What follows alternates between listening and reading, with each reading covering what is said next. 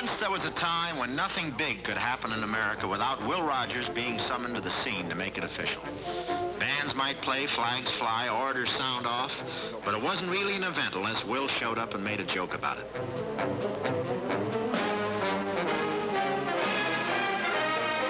That tremendous political rally in Hollywood back in '32, for instance, that was an event. Being Hollywood, of course, they made a super colossal production out of it.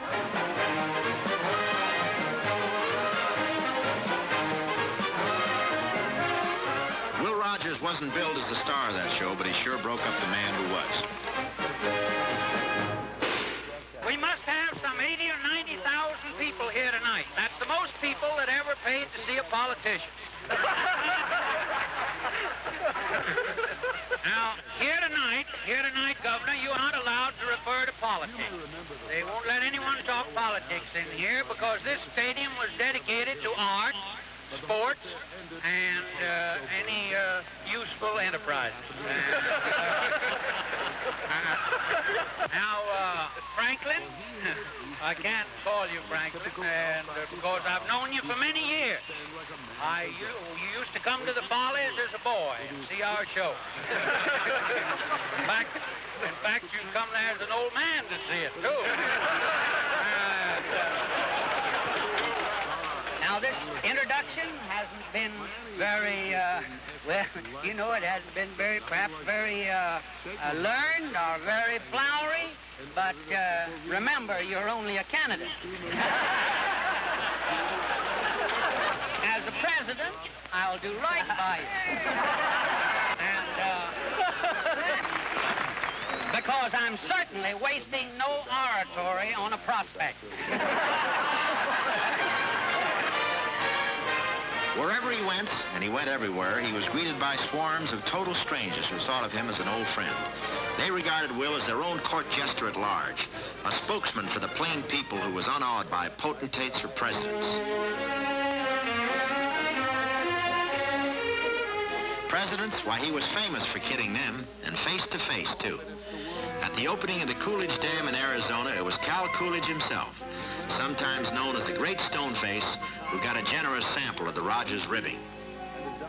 I was invited here by the governor, and I got to the bridge, and the fellow said, "Where are you going?" I said, "Well, everyone's going trying to get in here. They say they're going to eat." And you can't go in there. You got to have a bag. And I couldn't get in. And I went back up here and filled up on hot dogs. So I didn't eat here today, and if I'm rotten, I don't owe you anything.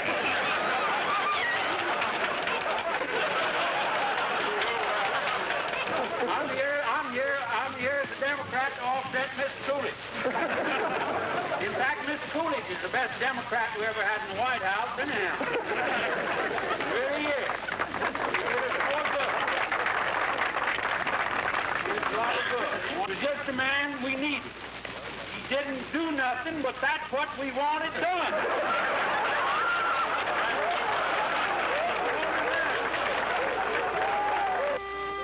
And on radio, he was just as sassy and freewheeling, and when it was Will Rogers' time, everybody tuned in.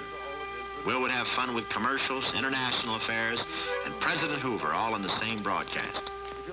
Now, don't get scared and start turning off your radios. I'm not advertising or trying to sell you anything.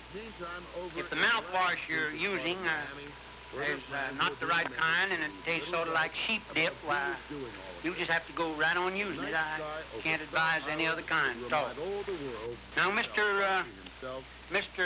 Owen Young asked me to annoy on this program this evening. You all know Mr. Owen D. Young, you know. He's the only sole surviving wealthy Democrat. He started the Young Plan in Europe. That was that every nation pay just according to what they could afford to pay, see?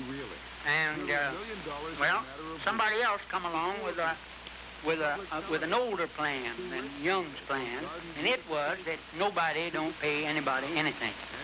And, of course, that's the oldest plan there is. And that's the one they're working under now. That's why we ain't getting anything from Europe. So when Mr. Young asked me to appear. Well, I said, well, I'm kind of particular. I said, who's going to be the other speaker? Who else is on the bill with me? And he said, well, how would Mr. Hoover do? Well, I slightly heard of him, and I said, well, I'll think it over. So I looked into Mr. Hoover's record and inquired of everybody. And after I had kind of thrown out about 2/3 of what the Democrats said about him, why, I figured that I wouldn't have much to lose by appearing with Mr. Hoover. So I'm here this evening appearing on the bill with Mr. Hoover. So now I expect you won't hear any more of Amos and Andy. It'll just be Hoover and Rogers from now on. He was big on radio, all right, and he was bigger in the movies. Audiences loved him there, and for the same reason. He was a natural. He was always natural. The thing about Will's acting was that he was just the same on screen as off. For instance, there was that famous scene of Will applying for a passport. You say you were born in the Indian Territory, and at that time they had no such thing as birth certificates? Then how are we to know of your birth? The family was covered by diplomatic immunity. The State Department said that they did not have diplomatic immunity at the time. This was in February, and that there was a reason in the Kind of State Department. gather from you that you doubt I was born. Of course, out in our country, if you walk up and appear before anybody in person, why, we take it as fairly positive proof that you must have been born. We just kind of trust in that way.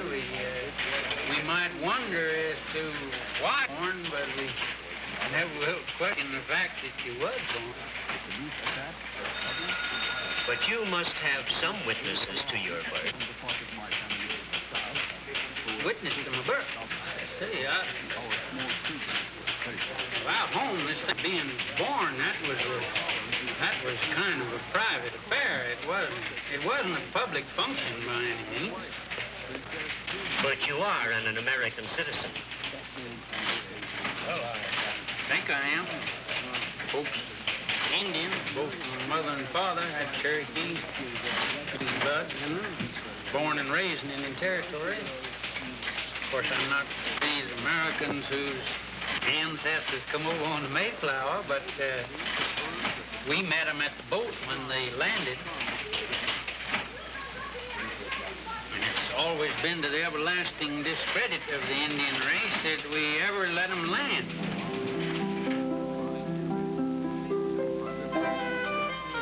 Will wasn't just kidding about his Indian ancestry.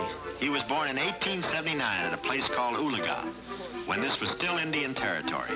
Later on, it became the state of Oklahoma. His father, Clem Rogers, was an official of the Cherokee Nation and became one of the most influential citizens of the town of Claremore, Oklahoma. The family's Indian strain showed clearly in Will's grandma Shrimshire, but there was Irish, Welsh, and English blood in the line, too. Young Will was quite a mixture, but he couldn't have been more American.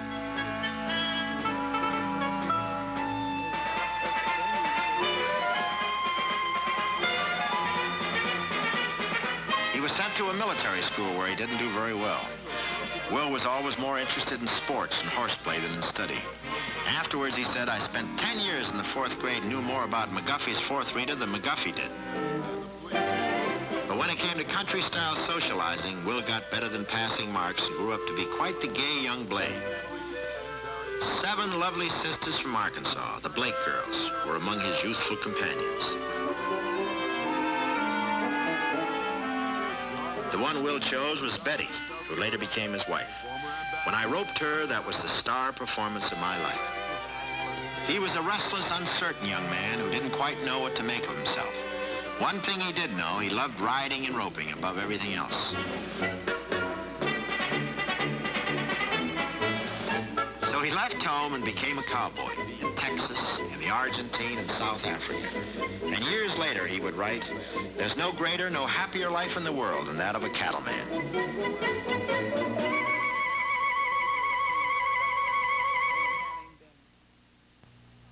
If you love to fry, here's good news from Wesson. No matter how crispy you like your chicken. A whole lot of crispy. I guess you'd call it lightly crispy. No matter how crispy, Not just crispy, super crispy. Wesson keeps it juicy inside. Lightly crispy, extra crispy, even super crispy. That crisp Wesson crust seals in the juicy flavor. So no matter how crispy you like your chicken.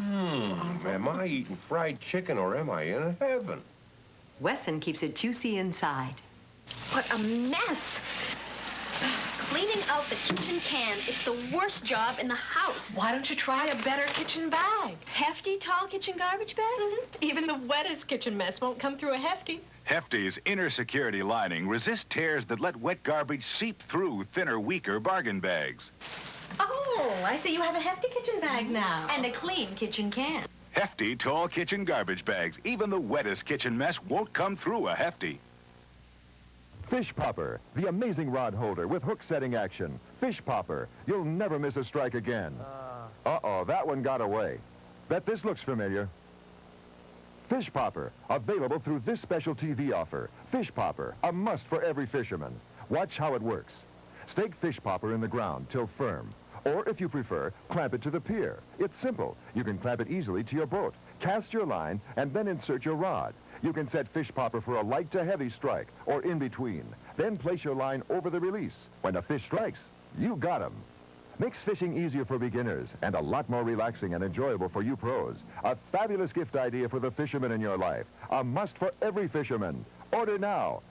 Don't miss another fish. Call toll-free now, 1-800-648-5555. Save COD charge, use your credit card, or send $19.95 plus $2 postage and handling to Fish Popper, Box 1155, Norfolk, Virginia, 23501. Don't wait. Order yours today.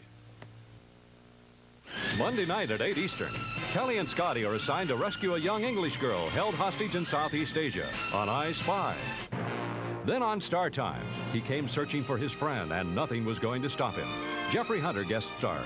I Spy at 8 Eastern, Star Time at 10:30 Eastern, Monday on CBN Cable.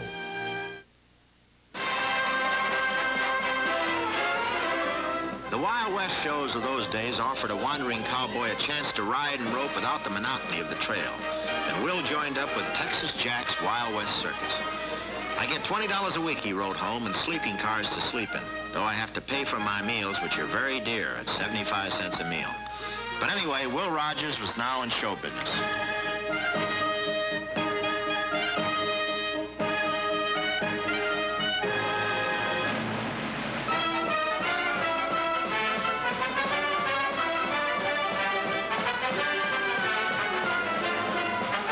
Will got to be what he called a regular Wild Wester. He even got himself a new name, the Cherokee Kid. I ride those broncs with paws in the air, feet free and a scratching, he said. But good as he was at rough riding, that wasn't his real specialty. He had another, and it was going to make him famous. From boyhood on, Will had a passion for the lariat. He practiced day and night to perfect his skill with it, and they began calling him the Roping Fool.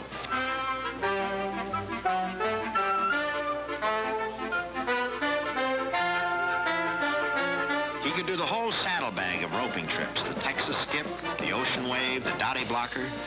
Texas Jack himself called Will Rogers the champion lasso thrower of the world. And no wonder.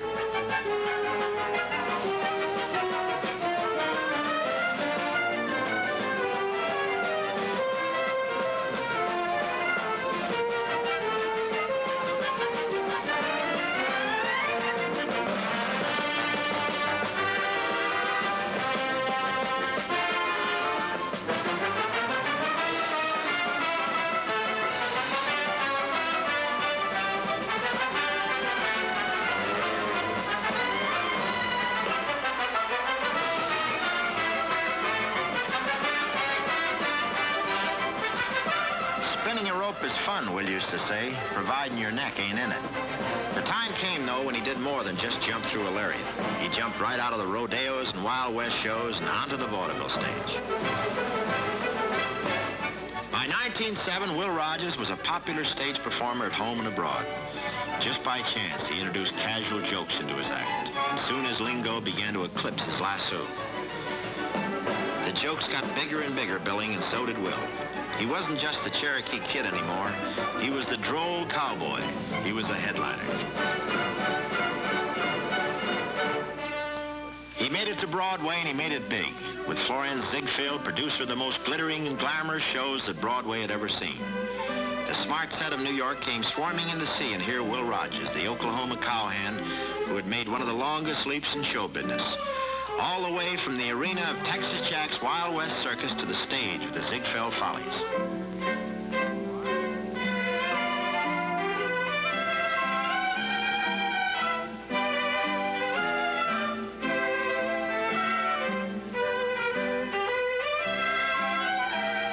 Glorifying the American girl, that was the slogan of the Follies. But now, Will said, you can't see the American girl being glorified without being annoyed by a jarring presence among them, which I am free to admit is myself.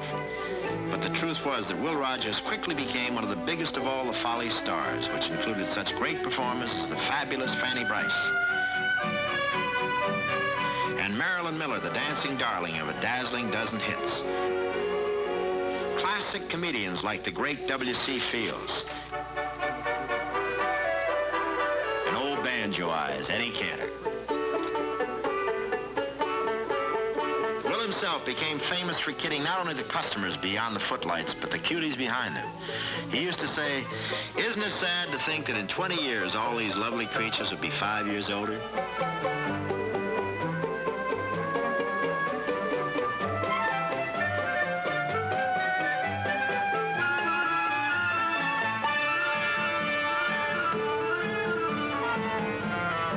Amid all the girls and all the glitter, Will Rogers kept his earthy touch, almost as if he weren't on Broadway at all, but still back home in Oklahoma. The surroundings were glamorous, but Will wasn't. He chewed gum, used bad grammar, and joked irreverently about the topics of the day. The show stayed pretty much the same, but Will's humor was fresh and new every night.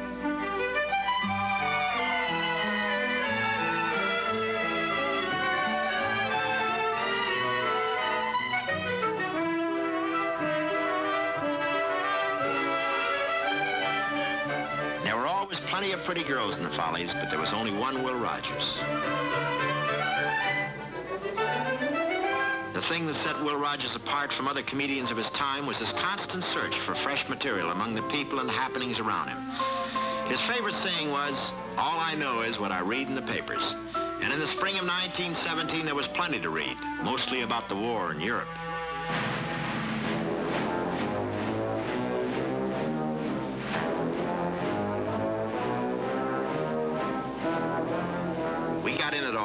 Unprepared as usual.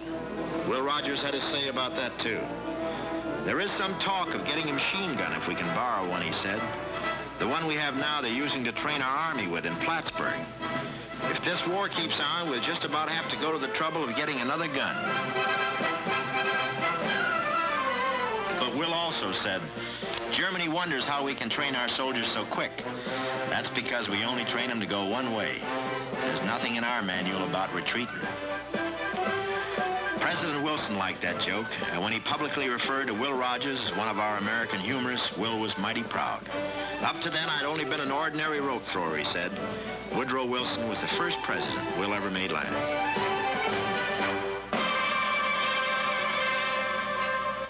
And when the war was over and the president left for Europe to attend the peace negotiations, Will Rogers was, as usual, skeptical. History shows, he said, that the United States never lost a war or won a conference. But we did win the war, and the bands played When Johnny Comes Marching Home, and the celebration was on. Once again, naturally, Will Rogers had his own slant on the situation. If they really want to honor the boys, he asked, why don't they let them sit in the stands and have the people march by?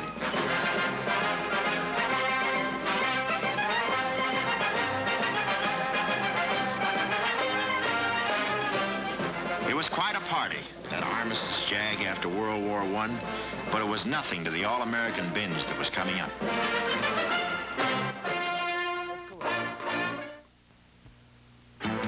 You want to know you're at your best. You want all the confidence you can get, just in case. Ooh, just in case. Just in case. Yeah, aren't you glad you used dial? confidence. It's all yours because you just can't get a better deodorant soap than America's favorite, Dial. Just in case, yeah! Aren't you glad? Aren't you glad? Aren't you glad you used Dial? What's this? Oh, just a little something I whipped up. It's cool. It's creamy. It's... Familiar? Yeah. General Foods International Coffees, maybe? Try the International Coffee Coolers. Look for the simple recipe inside the can or in your favorite magazine. That's it. Swiss Mocha. You just whipped this up. Yep. John, you're a man of many talents. Celebrate the moments of your life. With the General Foods International Coffee Coolers. Ask any chef, and he'll tell you if you have a knife with a blade you can sharpen, you can always have a sharp knife. Now, introducing fabulous Nottingham Black Steel Cutlery. The knives with the 50-year blade. Yes, blades designed to be sharpened and resharpened to a razor-keen micro-thin edge, quickly, easily, again and again for 50 years. Look, on the left, your typical carving knife.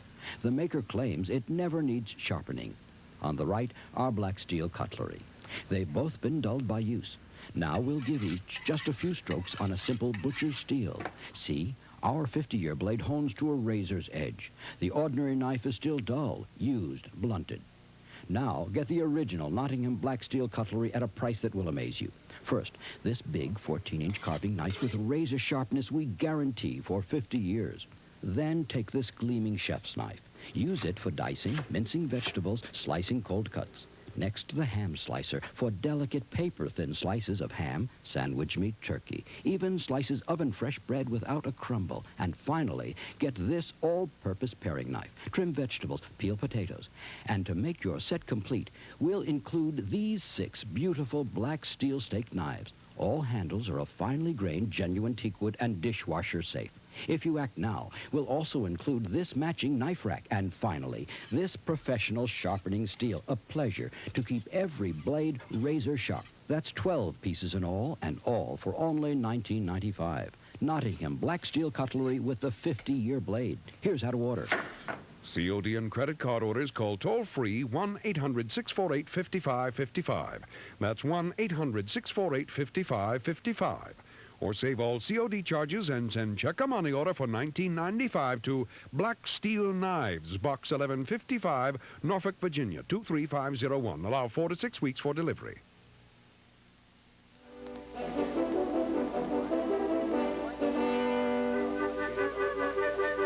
When pictures began to talk, it finished many a silent star, but with Will, well, just the opposite happened.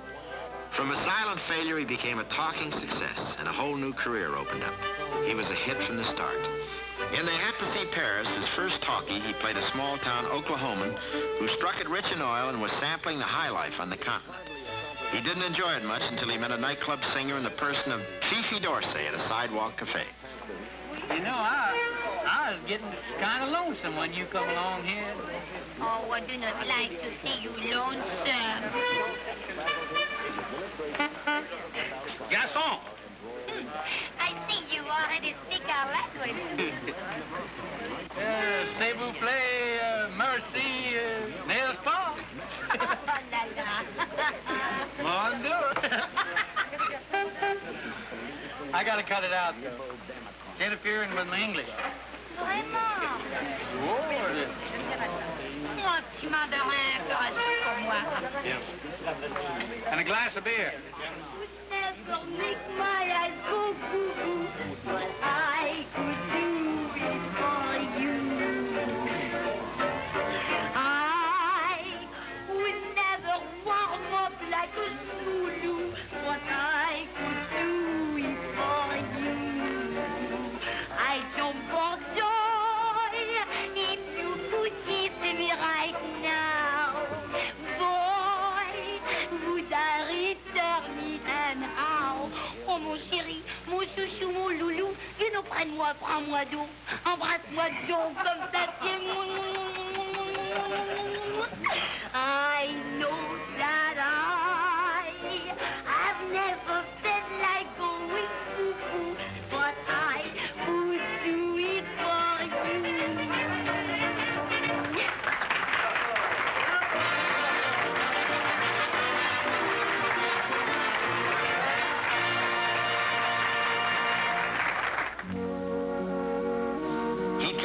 away from Ulaga, Indian Territory, and he was living like the Hollywood royalty he was, the star of a long string of box office hits. David Harum, a Connecticut Yankee, State Fair. He was still a horseman at heart, but now the old pony boy was doing his riding in his own polo field.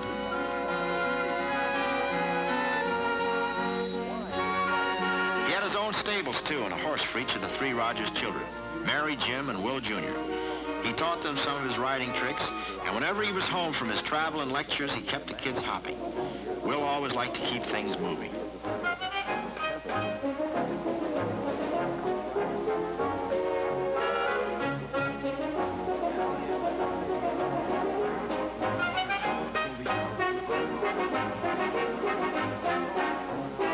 Just to keep the cowboy touch amid all the luxury, Will had a log bunkhouse built on his Santa Monica estate.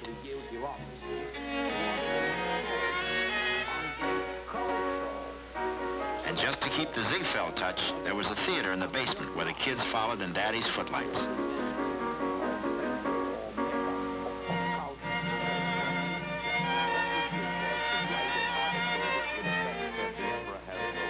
Just for Mother and the kids, the old Follies routine, complete with chewing gum, lariat, and jokes.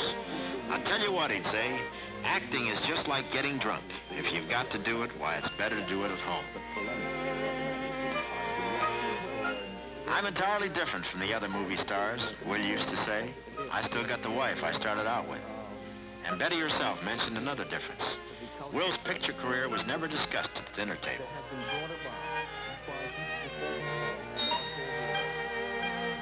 The newspaper column he was now writing meant more to him than any movie. All I know is what I read in the papers. That had been his slogan for years, and it was the basis for the stream of quips and comment that delighted all America. In 500 newspapers with 40 million readers, Will Rogers' daily column became a national institution. He spent hours wringing a folksy but penetrative paragraph out of the increasing complicated news of his time. I use only one set method in my little gags, and that is to try to keep to the truth. Of course, you can exaggerate, but what you say must be based on truth.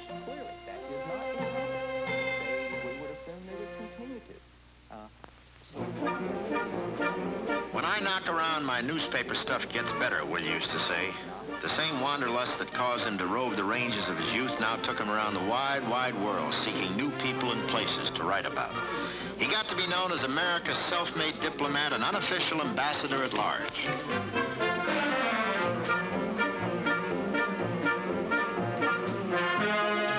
He was right at home in London town.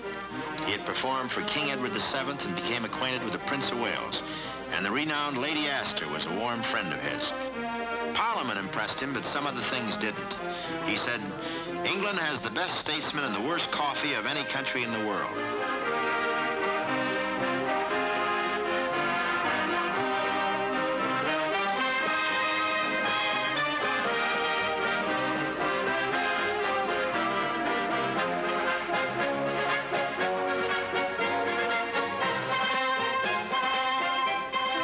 He went, he turned his trip into a goodwill mission from America. One of his most quoted remarks was, I never met a man I didn't like. The feeling was always mutual. Nobody who met Will Rogers failed to like him. Whether it was in Dublin, Devonshire, or Dusseldorf, Will just naturally made friends everywhere among old and young alike.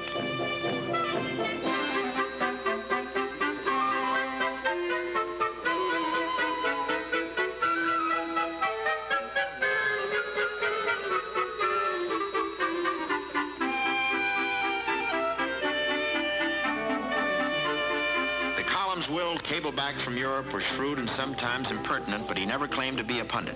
I've got no philosophy. I don't know what the word means, but I'm going to call him like I see him.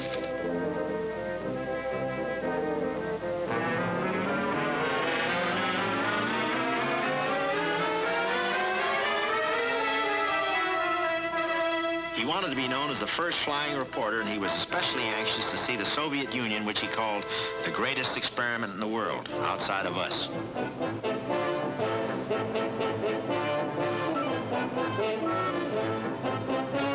The Russian experiment was in its early stages when Will Rogers arrived to size it up in the mid-20s. He wrote a joking book about it called There's Not a Bathing Suit in Russia and Other Bare Facts. But he wasn't fooled by the communist system and how it worked. He had it pegged from the start. And he told his American readers, it seems the whole idea of communism, or whatever they want to call it, is based on propaganda and blood. Russia is starving her own people to feed propaganda to the world.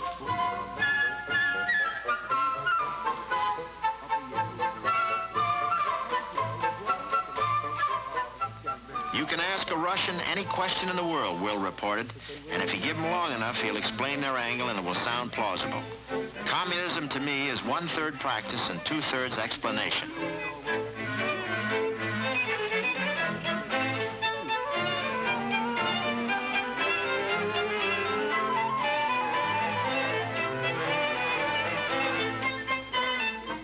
Later in a radio broadcast, Will reported one of his most surprising discoveries about the Soviet Union. He said, if you want to get away from communism, as we know communism in America, why, you go to Russia. You know, a communist, he can't get far in Russia. There isn't a single agitator in the whole country. Not a soul trying to plot a strike or tell somebody what to do with their job. The Soviet government, it may be wrong, but no man is going to stand up in a soapbox, either publicly or privately, and announce the fact about it. Over there, your criticism is your epitaph.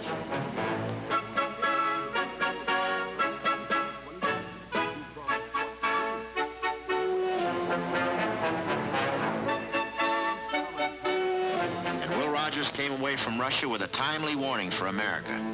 Those people, he said, are going somewhere, and we better watch out while they're on their way.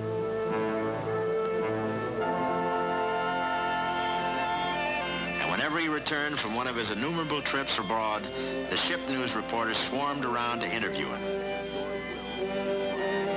No humorist since Mark Twain rated such flattering attention from the press, and Will was always ready with a quotable quip for the next edition. I've been away for 11 weeks, and America may be a wonderful country, but it don't mean nothing to the rest of the world. There's no news anywhere. There ain't a thing, and I don't know a thing that's happened. And Mr. Hoover, now listen, don't let him knock Mr. Hoover too much. Just let him go see some of these other countries and come back. He looks good after you've been over there, brother. Did you land in Cairo? Oh, landed in Cairo, yeah. But didn't see the Sphinx. I had already seen Mr. Coolidge. You had the you piloted a plane in China? Did you? No, I flew with a Chinese pilot. Now that's the last word in heroism. There you go. I see that they called it off. Good boy. Hey, you're gonna get the hero. Oh, you got it up, folks. Let's go home. Oh boy, it's good to get home. But even when he was home, he seldom stayed put for very long. Flying was his passion. He was a pioneer air passenger at a time when aviation was considered pretty risky, if not downright foolhardy. His first flight really scared him. Here I was, thousands of feet up in the air when you can't even get me to ride a tall horse. But Will Rogers clocked more than 500,000 miles in the air and was one of the few private citizens permitted to fly in government mail planes. Flying is not a fad, it's a necessity, he insisted. And he openly criticized the attitude of the Army and Navy toward aviation. They've always belittled the airplane, he said, and will keep on doing it until they have something dropped on them from one. Will was always a staunch supporter of General Billy Mitchell, whose stubborn battle for American air power got him court-martialed.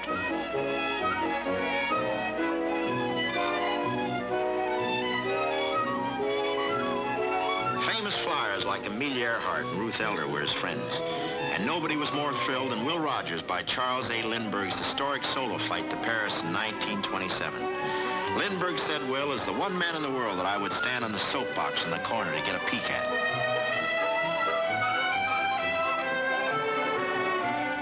Will Rogers didn't fly only for fun and excitement. He was constantly taken to the air on missions of mercy. And whenever there was trouble in the land, he headed for the spot the quickest way he could get there. They used to say that he beat the Red Cross to the scene of every disaster. He gave the country an eyewitness report on the Mississippi Valley floods in the mid-20s. I flew all over the whole district and could only see the tops of the houses. There's hundreds of thousands of people down there being driven from their homes, homes that won't be there when they get back. He raised huge sums of money for their relief.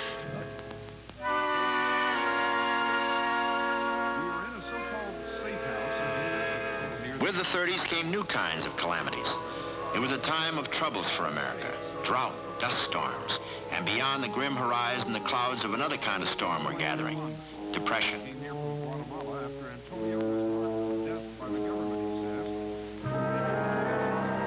Once more, Will Rogers gave his readers an eyewitness account.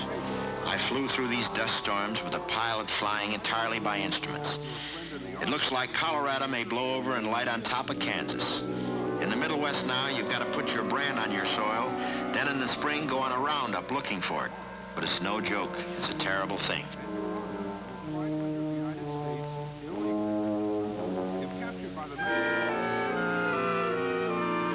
Of course, Will Rogers came to help.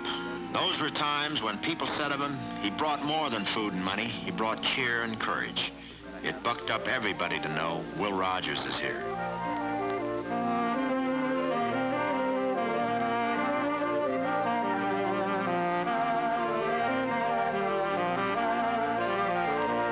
Relief came to be the big word in America. Relief for flood victims, relief for Dust Bowl victims, relief for the growing number of unemployed and their families. We've heard a lot about prohibition, Will Rogers said. Well, that's nothing to compare to your neighbor's children that are hungry. A few years ago, we were so afraid that the poor people were liable to take a drink, and now we've fixed it so that they can't even get something to eat.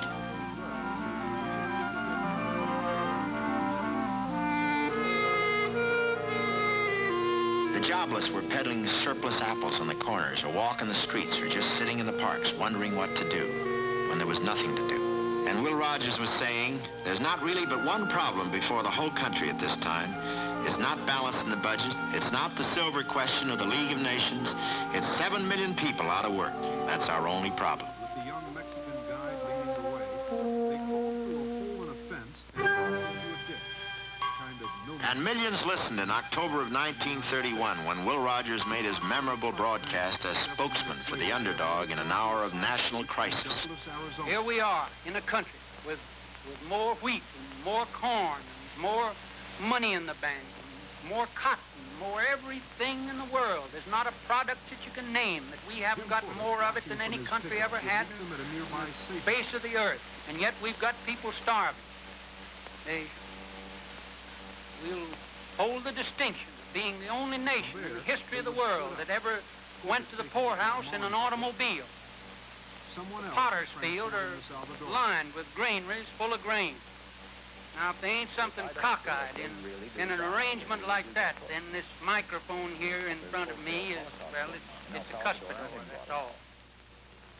These people that you're asked to aid, why, they're not asking for charity. They're naturally asking for a job.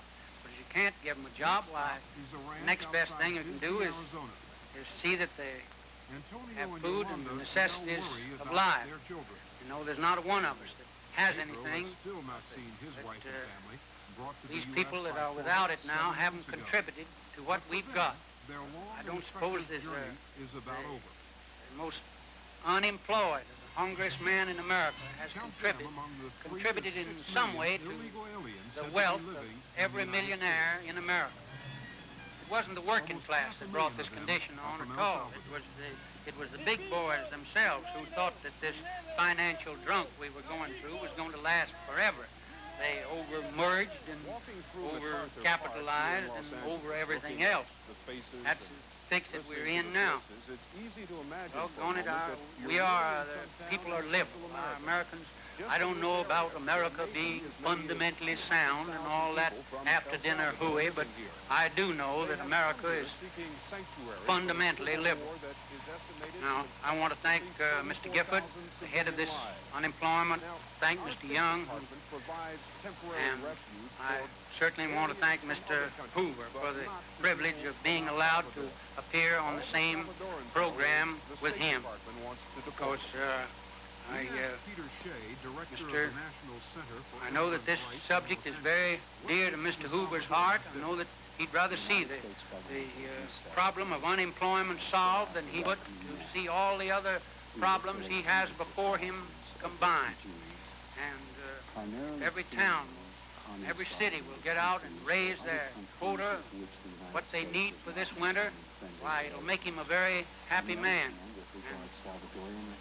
happiness hasn't been a steady diet with our president. He's had a very tough, uphill fight, and this will make him feel very good. He's a very human man. I thank you. Good night. This may be the most important reason not to buy an ordinary luxury car, the extraordinary American Eagle, because Eagle is the only automobile that lets you switch into the security of full-time four-wheel drive. Yet Eagle rides with road-smoothing comfort, and its interior luxuries are second to none. The two-wheel, four-wheel drive Eagle from American Motors. After all, what good is luxury if it can't take you where you want to go? You can tell when you taste it. That's Wishbone. Wishbone is the taste of today. New Wishbone cheddar and bacon dressing. Real cheddar and real bacon. A light and creamy combination that's Wishbone good. You can tell when you taste it. That's Wishbone. Wishbone is the taste of today. New Wishbone cheddar and bacon dressing. You can tell when you taste it. That's Wishbone. Wishbone is the taste of today. You can tell when you taste it. That's Wishbone. New Wishbone cheddar and bacon dressing. National Shop-at-Home Service introduces the World Traveler Packet Iron, the perfect packer for travelers who want to look as fresh, crisp, and neat when they arrive as when they left home. Look, World Traveler is so compact, it actually fits into a case the size of your hand. Then, click apart, snap together, and the case becomes a handle. Plug it in, and World Traveler is ready to put your wardrobe back in shape. Touch up a crease, freshen a jacket, or iron a shirt. Yet World Traveler is so light, you can actually press clothes while they hang on a door. So compact, so palm-size perfect, you can iron on the bed, on the floor, on the tabletop. The World Traveler, complete with universal voltage adapters and this handy little tote bag, all specially gift-priced for just $19.95. Here's how to order. COD and credit card orders, call toll-free 1-800-648-5555 or send check or money order for $19.95 plus $3.50 shipping and handling to World Traveler Iron, P.O. Box 1155, Norfolk, Virginia. Oh, my love, my darling. For the first time on TV, you can now own the most heart-touching songs Roger Whittaker ever recorded. Gotta take this sentimental journey. I'll be loving you eternally. Wrap up some red roses for a blue lady somewhere ahead. Roger Whittaker, all-time heart-touching favorites. Order yours now. Call toll-free 1-800-648-5555. Or save COD charges. Mail $7.98 for album, $9.98 for 8-track tape or cassette to Roger Whittaker. Box 1155, Norfolk, Virginia 23501. Or phone toll-free 1-800-648-5555. That's 1-800-648-5555. The country hasn't got down to where it needs a professional comedian for president, said Will, when his name was proposed at 2 national conventions. He preferred staying on the sidelines as the country's saltiest observer of the great American political circus.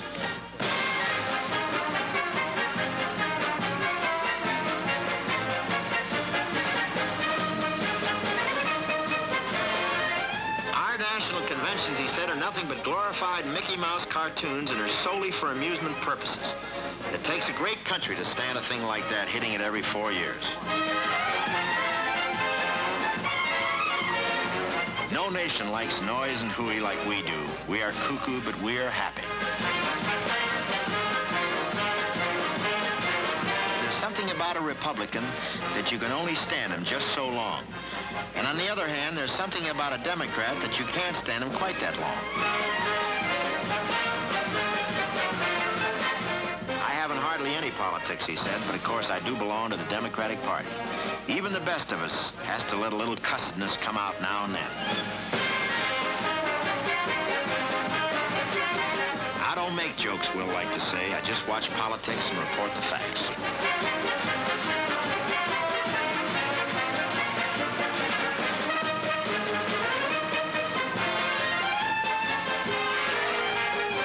After every presidential election, he said, the promising season ends and the alibi season opens.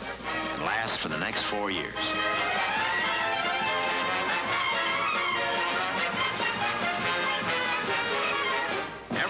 politician always talks about Abraham Lincoln, but I notice that none of them ever imitates him.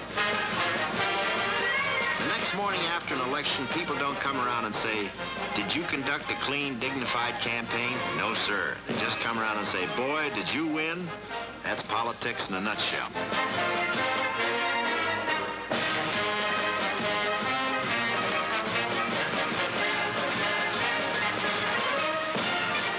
Will Rogers left a brand of his mocking humor on every presidential campaign of his time.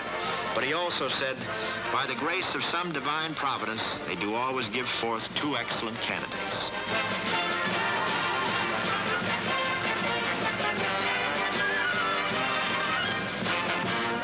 Though Will Rogers never held any higher public office than mayor of Beverly Hills, he became a bigger figure on the Washington scene than many a congressman. And when some of his remarks were read into the congressional record, he told his radio audience just how he felt about it.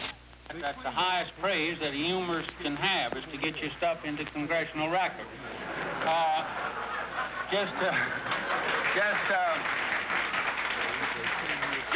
Just think my name will be right in there alongside all those other big humorists. And you see, ordinarily, you got to work your way up as a humorist and first get into Congress. And then you work on up into the Senate, and then if your stuff is funny enough, it goes into the congressional record. But for an outsider to get in there as a humorist without having served his apprenticeship in either the House or the Senate, why, I'm not bragging, but by golly, I feel pretty big about it. Compared to them, I'm an amateur. And the thing about my jokes is they don't hurt anybody. You can take them or leave them. You know what I mean? You know, you say, well, they're not funny, or they're terrible, or they're good, or whatever it is, but they don't do any harm. You can just pass them by. But with Congress, every time they make a joke, it's a law. You know.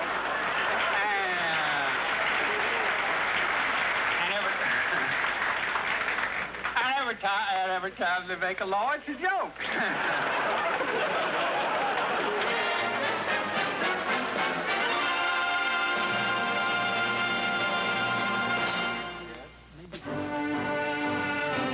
But every so often, the old roving cowboy had to get away from it all. Lord, he said, I've looked at enough badges and listened to enough speeches. I'm just tired of seeing history being made. I'm crazy to go to Alaska. That's one place I've never been. I'd like to go when those old boys are all snowed in and I could sit around and hear them tell some of those old tales. I bet they can tell some good ones. His pilot would be Wiley Post, Will's warm friend and fellow Oklahoman. The loss of an eye had not kept Wiley Post from becoming one of the great aviators of his time. Speed flyer, endurance flyer, a pathfinder of the skies. Will Rogers called him just about the king of them all.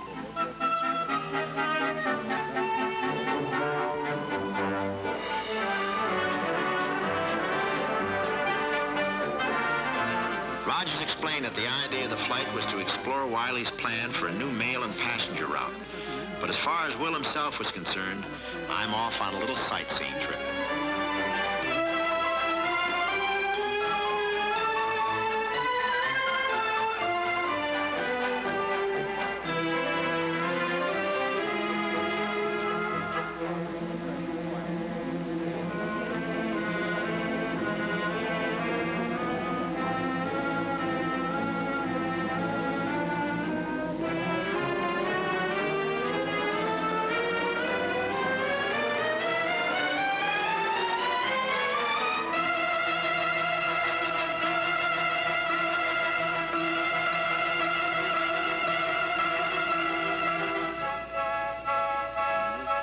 I never did get further north up this way than about a block above Main Street, Seattle, he said.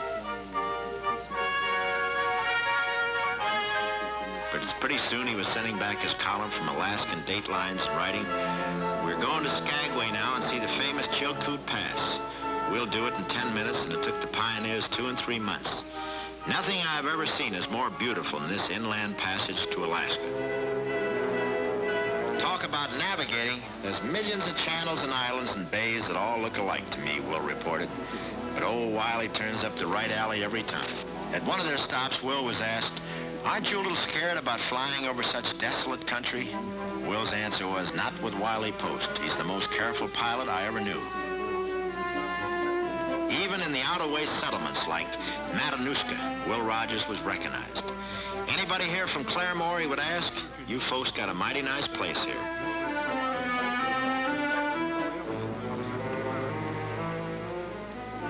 Old Wiley had to duck his head to keep from bumping it as we flew under the Arctic Circle.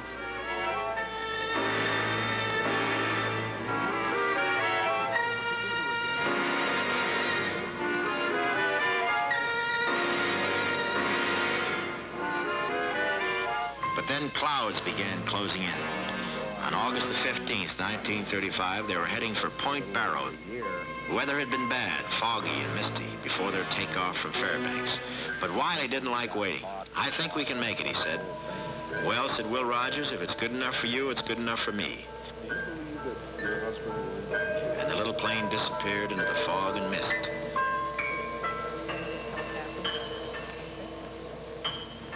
Do you think it'll be worth it? And you... This plane flies donated kidneys to waiting patients. It uses a special aviation oil because a kidney on life support has only hours to get to its recipient. In freezing conditions, that all-weather oil, developed by Phillips Petroleum, saves time that would be lost preheating cold engines. And that could save the patient years on dialysis. Kidney looks very good. Fine products for you and your car from Phillips Petroleum, the performance company. Are you troubled by uninvited guests at your holiday barbecues? Does your family love holiday cookouts but hate those stinging, flying pests that can turn a party into a nightmare? Now from National Shop at Home Service announcing the amazing new Exterminator, the electronic insect killer that's absolutely odorless, smokeless, and yet kills thousands of insects on contact. Listen, most flying insects are attracted to light by instinct, but the Exterminator has a very special ultraviolet light that carries a tiny electric charge guaranteed to kill insects on contact. And you can actually hear the Exterminator working. In this dramatic demonstration, we placed 250 mosquitoes in this test chamber with the Exterminator and the microphone. You can actually hear the sound of mosquitoes being zapped on impact. Look, 1 hour later and there's no trace of mosquitoes. Yes, with the Exterminator, you never have to bother with messy cleanups. The dead insects are collected in this handy catch basin. Just screw off and empty. Imagine for just pennies, you can eliminate mosquitoes, moths, midges, flies, all those pesky biting insects that make warm weather a nightmare. And the amazing Exterminator works everywhere. Outdoors, it operates over a half-acre area. Use it at your barbecue and enjoy outdoor living. Use it at your next pool party, on your boat, your camper, your mobile home. Indoors, hang it by your entrance and create a natural barrier to protect your family. Ever spend a sleepless night from buzzing, biting mosquitoes? Well, bite them back with the Exterminator and rest undisturbed all night long. Annoying kitchen flies can ruin a meal, ruin your patience too. Fly swatters cause stained walls. Sprays are smelly and stain your clothes. Pest strips are dirty, ugly to look at. Throw them all away. The Exterminator works quietly, beautifully. Most department stores offer similar products for $75, $100, $150 or more. But on this amazing TV offer, the Exterminator has been reduced to only $19.95 with a money-back guarantee. Absolute satisfaction guarantee to return the Exterminator for a full money-back refund. Use your credit card for rush delivery. Here's how to order. COD and credit card orders. Call toll-free 1-800-648-5555 or send check or money order for $19.95 plus $4 for shipping and handling to Exterminator. Box 1155, Norfolk, Virginia. Monday night at 8 Eastern, Kelly and Scotty are assigned to rescue a young English girl held hostage in Southeast Asia on I Spy. Then on Star Time, he came searching for his friend and nothing was going to stop him. Jeffrey Hunter guest stars. I Spy at 8 Eastern, Star Time at 10:30 Eastern. Monday on CBN Cable.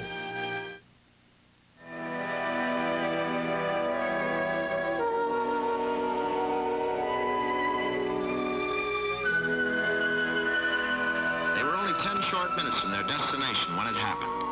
Eskimos in a lonely sealing camp witnessed the crash and brought the bodies in whale boats to Barrow.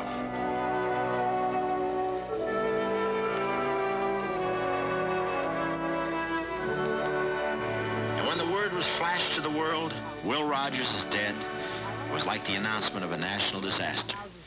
The War Department itself was ordered to escort the bodies on their long journey home. And in Washington, a spokesman voiced the feelings of the whole country when he said, "We are sad today, millions of us." And it was also said of him, About once in every 50 years, a personality is developed on the American scene whose qualities of mind and heart make such an impression upon us that most of our people in every walk of life generate an affection for him. Such a man was Will Rogers. Now he was gone. The funerals of Wiley Post and Will Rogers were held at the same hour. Wiley's in Oklahoma and Will's in his adopted Los Angeles. The outpouring of public grief was called the greatest since the death of Lincoln. Congress suspended activity in tribute. Flags were flown at half-mast, and in Claremore, the whole town went into mourning.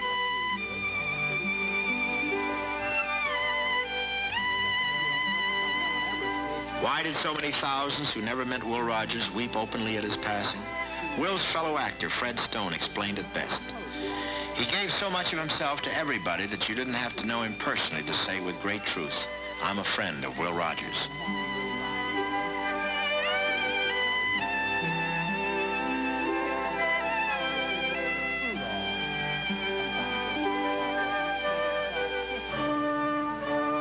But of all the many, many tributes paid him, none would have made the old flying cowboy prouder than this soaring salute to his memory from a squadron of airmen who would never forget him.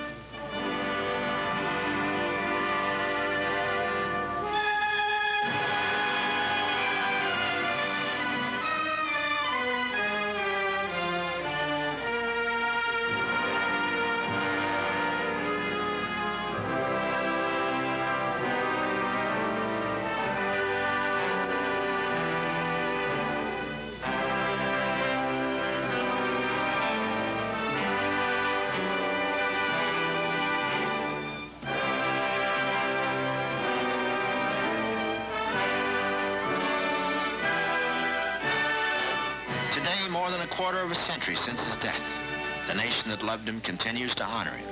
In Washington, in the Capitol building, there's a national shrine called Statuary Hall. There, great ones of American history are immortalized. Daniel Webster, Sam Houston, Robert Fulton, and Andrew Jackson. One and only one humorist stands among them. His name is Will Rogers. The reason they built monuments to him was best expressed by his old friend Lady Astor, who spoke for millions when she said, "This was no ordinary man. Underneath all his fun, there was wisdom and common sense and a love that moved mountains." But perhaps the poet Ogden Nash put it more in Will's own style. I worked with gum and grin and lariat to entertain the proletariat, and with my Oklahomely wit, I brighten up the earth a bit.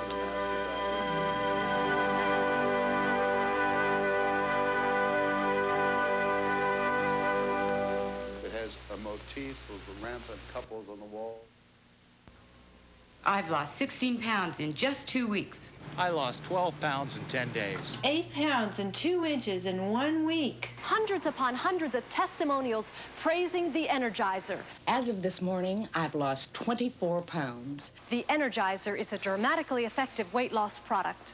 I lost 30 pounds. 16 pounds. 12 pounds. 8 pounds. 24 pounds. 10 pounds. 30 pounds. I want you to be 100% convinced. That's why we'll make you this very unusual offer. By ordering now, you can receive one 24-day supply of the Energizer.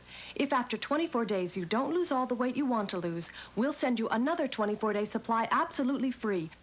Lose weight fast with money-back guaranteed Energizer. Call toll-free 1-800-648-5555. Remember, free 24-day supply if you don't lose all the weight you want. Call 1-800-648-5555 or save COD fees and send $19.95 to Energizer, Box 1155, Norfolk, Virginia 23501.